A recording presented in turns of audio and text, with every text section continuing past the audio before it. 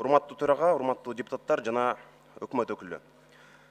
Transparency International деп аталган эл аралык абройлуу уюм жакында отчетун жарыялады. Анда Кыргызстан 2016 жылы коррупция менен күрөштө олуттуу аракети байкалбаганы жазылган.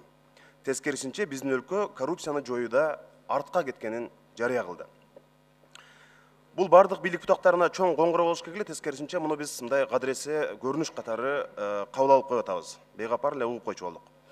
Парламенттик шайлоо алдында билесиздер, дээрлик бардык партиялар коррупция менен күрөшүүнү мындай башкы урандардын бири кылганбыз. Анын ичинде мен дагы. Ошондуктан биз мындай отчетторго баарыбыз чогуу мындай көз жумуп койгонубуз туура эмес. Анткени өкмөттү биз кураганбыз. Ошондуктан чогуу жоопкерчиликти алабыз. Мен бир мисал келтирип өтөйүн. Бажы кызматы 2016 жылдын планын 2 миллиард 837 миллион сомго аз толтурду. Бюджетке жетиштүү каражат түшкөн жок. Мунун ичинде салыгы да бар, жанагы ээстен келчү акчаларды да кошконду. Бирок ошол эле таможнянын 200дөн ашуун кызматкери 30 декабрда эмгек өрүүсүнө чыгып, билесиңер, буга чейин дагы биздин коллегаларыбыз айткан. Анын ичинде 30дан ашуун жетекчилик кызматтагылар бир күндө эмгек өрүүсүнө чыгып, бир нече жооптуу жетекчилери мына Алматы аркылуу чет өлкөгө чыгып кетишкен. Жаңы жылды тоскону. Планды толтура алышпаса, бюджетибиз тартыш болбаса, Дубайда эс алган жаңы жылды тоскон бажы жетекчилерине өкмөт чара көрүш керек. Кыргызстандан башка мамлекетте ушундай болушу мүмкүнбү? Мүмкүн эмес. Бажы мына өзүңөр билесиңер, кайсы акчага чет өлкөлөп жүрөсүң деп органдар суракка чакырмак. Коррупция менен реалдуу күрөшкөн өлкөлөрдө ошондой болот.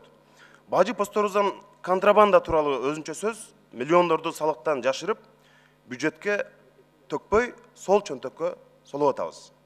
Айрым учурда гана ачыкка чыгып кармалууда күч органдары менен мындай бөлүшө албай калган учурда. Болбосо күн сайын таможняда мыйзамсыз жүктөрдү дыккат көзөмөлдөгөн эч ким жок. Эл арасында билесиңер, бажы кызматы эң майлуу тармак деп айтылып жүрөт. Элдин бардыгы өзүнүн баласын бажыга ишке орноштургусу келет. Анткени ошол жакта иштесе, кабат-кабат үйлөрдү салат, кымбат баалуу машинелерди минет.